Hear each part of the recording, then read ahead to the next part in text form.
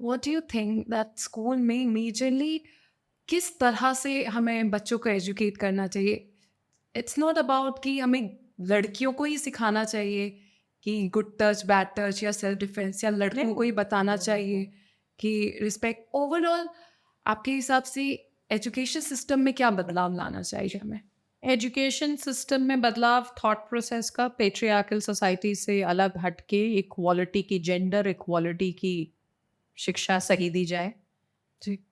जैसे मैंने बोला मिसकंसेप्शन, कंसेंटमेंट मिसकंसेप्शन, उसके बारे में बचपन से सिखाया जाए कि इसका मतलब ये नहीं है, अजम्पशंस नहीं करने, हमने अज्यूम नहीं करना दूसरे के लिए, है ना? कि आपने मुझे पूछा कि चाय तो पीनी ही होगी क्योंकि 4 बज गए हैं, नहीं नहीं पीनी थी चाय। ठीक है, तो कंसेंट का मिसकंसेप्शन दूर करें।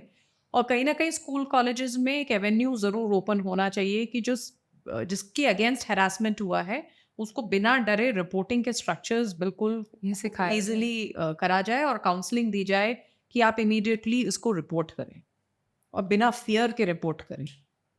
तो मैम, जो रेप विक्टिम्स होते हैं, सो जो हमारे एनजीओज है, सो उनके लिए वो क्या स्टेप्स लेती है कि वो सोसाइटी में उनको बाद में भी फेस करना है फियरलेसली, फिर से वही सड़कों में चलना है, तो एनजीओ का। आई थिंक एनजीओ का काफ़ी रोल रहता है। पहला रोल एनजीओ का ये होता है कि बहुत सारे लोग आगे चल के रिपोर्टिंग नहीं करते, स्पेशली जो पिछड़े वर्ग के होते हैं जिनके पास मॉनेटरी सपोर्ट नहीं होता कि वो रिपोर्टिंग करें, तो उसको लीगल असिस्टेंस का सहारा देना।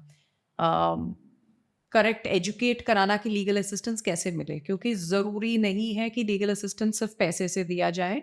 बहुत सारे court appointed pro bono cases के लिए लॉयर्स अपॉइंट किए जाते हैं रेप सर्वाइवर्स के लिए, तो पर आधे लोगों को जानकारी नहीं होती। पर अगर एक एनजीओ साथ में लगा हो, वो सोसाइटी में एजुकेशन पैरामीटर्स के लिए वर्क कर सकता है, इन लोगों के साथ जुड़ के काम कर सकता है। एनजीओज काउंसलिंग का रोल कर सकते हैं क्योंकि उनके पास काफ़ी सारे प्रो बोनो मतलब फ्री में काम करने के लिए, सहायता के लिए, एजुकेशन पर्पस के लिए साइकोलॉजिस्ट वर्क करते हैं, जो प्री स्टेज जब रेप हुआ हो उसकी रिपोर्टिंग के दौरान आपके साथ रहे, क्योंकि उस टाइम पे मेंटल फ्रेमवर्क अलग होता है। और एक रेप हो जाने के बाद और इस पूरे लीगल प्रोसेस से जब बंदा चल रहा होता है और अपने फैमिली को फेस करता है, सोसाइटी को फेस करता है, तो अपने साइकोलॉजिकल सपोर्ट के लिए I think NGO can play a very very important role. Third, NGOs बहुत प्रोमिनेंट रहते हैं गवर्नमेंट के साथ पॉलिसी डिसीजन मेकिंग के लिए।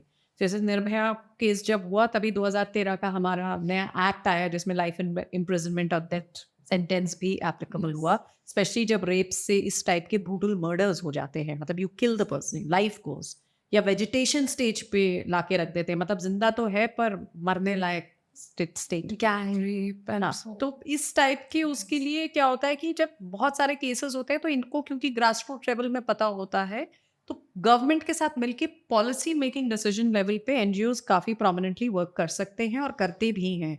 तो इसलिए एनजीओ का रोल काफ़ी इम्पोर्टेंट ऐसे चीज़ों में रहता ही है।